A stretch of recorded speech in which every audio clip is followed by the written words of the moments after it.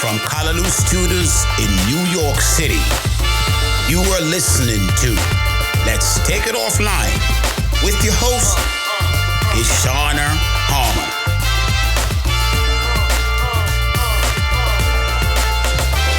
Hey, Fab Crew. You're listening to Let's Take This Offline, the podcast for everyday leaders.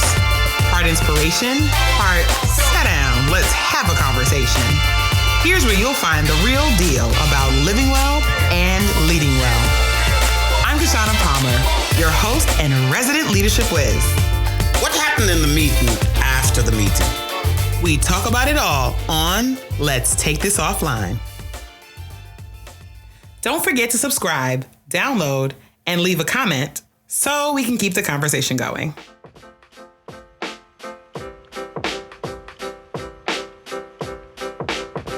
Look, I get it. It's tempting to put your head down and get to work, ride the thrill of accomplishment, and get your hustle on, especially when getting things done is what you're known for. Not to mention, you're good at it. But here's the thing. There's also that voice inside of you telling you that if you don't slow down, you're going to hurt yourself. Yeah, I know that voice. And I think it's time we all listen to it. Because now, more than ever, women are tying on their superhero cape at the cost of their mental, physical, and emotional health. Between never-ending Zoom meetings, conference calls, virtual team huddles, and helping others do their job, many of us have hit a wall. And if we haven't hit it yet, we definitely see it coming. Bottom line, prioritizing ourselves and hitting pause isn't just an option, it's a necessity. What if I told you that there's a luxury experience that allows you to make that necessity a reality? One that allows you to reconnect while you disconnect. The Rooted Collaborative is inviting you to join us in sunny Jamaica for the 2022 Rooted Retreat. For 4 glorious days and 3 rejuvenating nights, your soul will be fed by our dynamic speakers, immersive conversations, and global community activities in ways that will ignite, empower, and revitalize you like never before. The stress doesn't deserve your best, you do. So treat yourself to the best at this year's Rooted Retreat presented by the Rooted Collaborative. Head on over to www.therootedretreat.com to book your spot and find us either in Jamaica or online.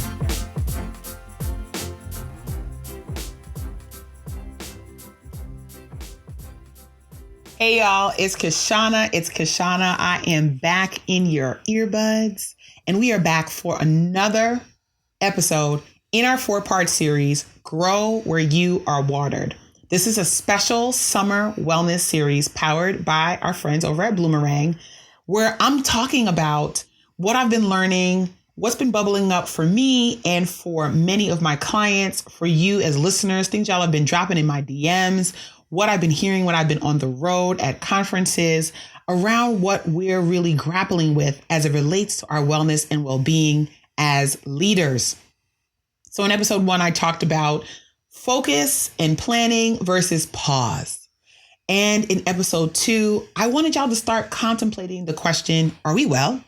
And so now in episode 3, listen, y'all, I'm a leadership coach, okay? I'm a performance coach. Like, I help y'all get in there and get it done.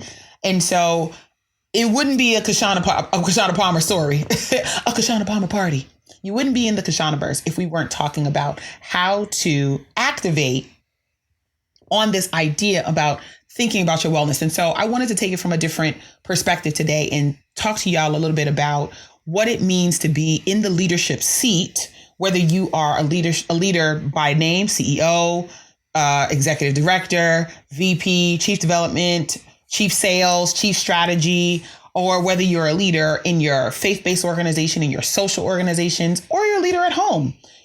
Each of us carry a leadership role in some aspect of our life. And I really want us to be contemplating what you need in that leadership kind of roadmap for yourself. So here's what I want y'all to be thinking about. So I want y'all to, if you're listening, you're going to have to dial this back because I'm going to walk you through some stories and some things, and I'm going to try to do this in a bite-sized way. So number one, the thing that I had to learn the hard way, y'all. It's a hard knock life for us. That's the hard way, y'all.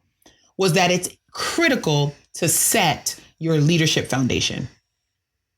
What do I mean by that? I really thought that if I read enough books, went to enough conferences, I'm pretty smart, y'all, and paid enough attention, that would be enough to kind of get me to and through figuring out how to be a good leader. But the reality is, y'all, I had to get some lumps and some bruises, Lord, and take some like body blows to really develop and grow my leadership style and approach and philosophy around being people-centered. I didn't start out by focusing on people first. That was a very hard one for me. And so when I think about your leadership foundation, I really want y'all to be thinking about what is my actual philosophy around what a leader is, does, behaves, acts, activates on the being part of being a leader. And I don't want you to follow any books. Even when my book comes out, y'all, I want you to think about that for yourself. What's my philosophy? What do I really believe around how leaders, how they should be? And then I want you to think about what are the resources that are available to me to help bolster my leadership foundation, the stories I can tell, the ways of being, the frameworks I need to follow until I can understand, take it apart, and do my own thing. Like, it's really, really important for you to be able to have a really good leadership foundation. And many of us don't have that. We don't have systems for ourselves about how we govern ourselves. We don't really think about in the foundation self-management. What does it mean to have a good hold, a grasp on yourself, right? And really digging into those aspects of the foundation of who you are. Are you fortified enough? Are you self-aware? Are you introspective? Can somebody call you out on your stuff and you don't lose their stuff? Like, can somebody call you on your ish and you don't get all defensive? Like, where are you in that journey for yourself? Can you take feedback? Would you recognize it if it came your way? Or do I have to tattoo it on your forehead and you still wouldn't recognize it? So what's in your actual foundation? The second thing is really understanding that you've got to learn how to build and how to sustain and how to give social capital. How are you building relationships with your peers, with folks that you want to be in alignment with, who may not be your peers, and with folks who look up to you? These are really important questions that I want y'all to be kind of doing your leadership journal, to be really contemplating and thinking about. I know for me, for a long time, subconsciously, because I wouldn't, if you'd have put me in a lie detector, y'all, I'd have been like, and I'd have passed it. I subconsciously was looking for what was in it for me from other people. And I'm helpful, and I'm a door opener, and I'm a connector, and I do those things all the time really naturally. And I wouldn't actively pursue relationships if I thought there wasn't something in it for me. I didn't know I was doing that, y'all, to be clear, but I was definitely doing that. I had to have my whole rug pulled from under me when I tried to activate on what I thought was a healthy relationship. And I got the feedback that I only come around when I want something. Ooh. Shut me right up. Okay, y'all? Shut me right up. I had to gather myself and really go back and reassess, how am I building relationships? How does that work for me? What relationships are important to me? Where am I important to other people? So building that sort of like leadership credit, if you will, what had to be a part of my actual roadmap, had to be a part of my toolkit, had to be a part of, like, call it what you want, y'all, had to be a part of that work, that social capital, those relationship buildings. That's why I started to care so much about building healthy relationships. Then you've got to really, on the relationship end, focus on making sure that you're continuing to pursue healthy relationships as a leader. So that includes virtual door knocking. Y'all, I did this yesterday, okay? I literally was on LinkedIn. There were a couple of folks that I was really curious about, kind of dug into their profiles a little bit. Don't need anything. just really cool folks in the world, really cool folks in the world. And I reached out and said, hey, I don't want anything. You know, I wrote a nicer email. Basically, it was like, I don't want anything. But I read this article you wrote. I thought it was really dope. I've had some thoughts on that. Here's something that I've been thinking about. Would love to connect with you. 2 out of the 3 people wrote me back. The third maybe saw it and didn't write, or maybe they don't check their LinkedIn every day. And I struck up a conversation. Okay. I don't want anything. I don't know what they can do for me or not do for me, but they are cool as all get out. And I am determined to build really dope relationships with cool people. And that's important when you are building up that credit, if you will, in your relationships, being able to do that virtual door knocking. Okay. The other thing is in really thinking about who is on your support team. And for me, that really comes down to not just who's on your support team in your office. Lord knows, I don't know what I would do without my assistant. She is amazing. But beyond that, like who are the people that you can turn to and that you can talk to? When I coach my executives, I can't tell you how many of them have said to me at the beginning of our session how alone they feel.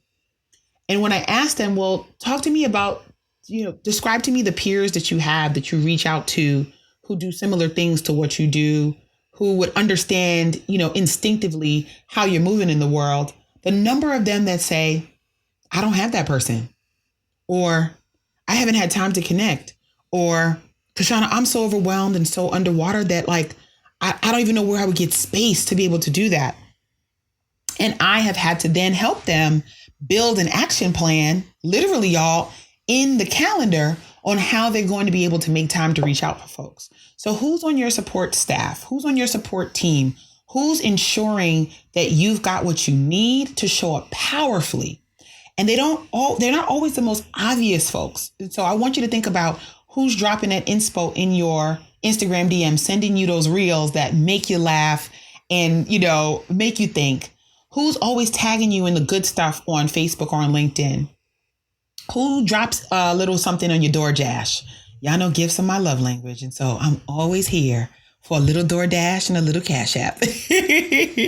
I'm not asking y'all to send me a Gucci and jewelry, okay, y'all? But buy me a cup of coffee sometime. Who's on your support team? That's a really important question. And then I'm going to go one more. And then, are you leveraging the external tools that we have to be able to further the work that you're doing? So oftentimes we think about brand building, we think about doing things to be more seen. And honestly, y'all, I think that actually takes away from our overall wellness, which is why you constantly see folks talking about taking a social media break, for example, or taking a break from peopling, or the need that we have to take a break all the time. I read so much about breaks that I actually did a whole voice live on it a little while ago on LinkedIn about taking a pause versus taking a break, because there is a difference. But y'all, are you leveraging the tools you have in a way that is allowing you to prop up your wellness game plan as opposed to take away from your wellness game plan? Who's on your support team? Who are you keeping around you? Who is dragging you down? One of the things that I've really had to contend with is that there was a time that I kept hiring B players. I didn't know they would be players at the time, y'all, but it was what I could afford. And the reality is when you keep folks around you who are all right, but they're not great, you start to be all right, but not great. Particularly if you know you have a greatness goal, you have a greatness impact, you have greatness calling, you have a greatness focus before you and on you. And yet you have folks around you who are just limping along, who don't necessarily believe. It may not be that they don't believe in you, but they may not believe in their own ability or have their own capacity for themselves, much less to be able to support you. So who's on your support team? And then what are you doing to ensure that you are actually keeping yourself well? And I'm going to pause there for a second because I want us to really be thinking about contemplating this question. Some of us are involving ourselves in the mean girl, the mean people cruise, just because they're the thing that we think we need to do. I'm going to need y'all to tap out. I'm going to need y'all to tap out. I'm going to need y'all to come out. You don't have to network with people who are not for you. You don't have to go to the conferences that are not for you, for people you don't like, just to be seen. You don't have to worry about any of those things, because those things do not add to your well-being. They take away from that. And as a leader, you've got to ensure that you're modeling for your team members. As a leader at home, you've got to make sure that you're modeling for your family members, that you're modeling for yourself what it's like to invite goodness into your atmosphere and release the things that are not good for you. I think that's something that's really important. And it's something that I contemplate all the time because I struggle with it. I don't lie to y'all about what I struggle with. I struggle with it, and I think about these things when I think about what I'm triggered by, and when I realize that I'm starting to tolerate people, activities, practices, ways of working that don't work for me, and I know they don't work for me, that has an immediate effect on my mental, physical, emotional health. And the goal in your leadership toolkit is to put things in it that have a positive effect and not a negative effect. And so I want y'all to think about that it's your responsibility to put the active tools into your leadership roadmap that allow you to be able to be the best you can be. One of them for me, as I'm thinking this through, is waiting to respond to things. That's one of the things that I put. Listen, I know that's random, y'all, but that's one of the things that I put in my leadership roadmap. Before, I would be a snapdragon. I'd respond right away to things. But now, pause, think and reflect 24 hours before I step in and do something again. The second thing that I do is I stopped apologizing for taking up space and for expressing my feelings. As a leader, that's so critical. And it's not, you just got to take me as I am. It's more like, here is what I'm seeing, experiencing in this moment. And here is how that affected me. And here is what I want to be able to do next. And here's what I'd love you to be able to consider, as opposed to this is what you did to me. And the way you speak to yourself matters. So every time you put something into your toolbox that is negative, you put a negative print on your leadership roadmap. So I just want to keep y'all, I told y'all I was going to give y'all just a little bite-sized goodness as we contemplate what it means to be well in this wellness series. And so today it's about what you're putting into your leadership toolkit, what's on your leadership roadmap. And so I hope that has been able to minister you to just a little bit today and give you some questions to really contemplate for yourself on your own leadership journey. And so that's it for this episode today, y'all. And I'm going to come back with one more episode in this series, Grow Where You Are Watered, making sure that you know that you are growing in the place you have planted your seeds, and that you are growing where you're watered. This is our Summer Well series for Let's Take This Offline, and I will be back with another episode, and I'll talk to y'all real soon. Like what you heard and need a little bit more of this in your life?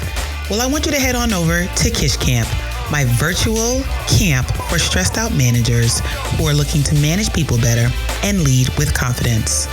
You can head over to Kish Camp at www.kishcamp.co.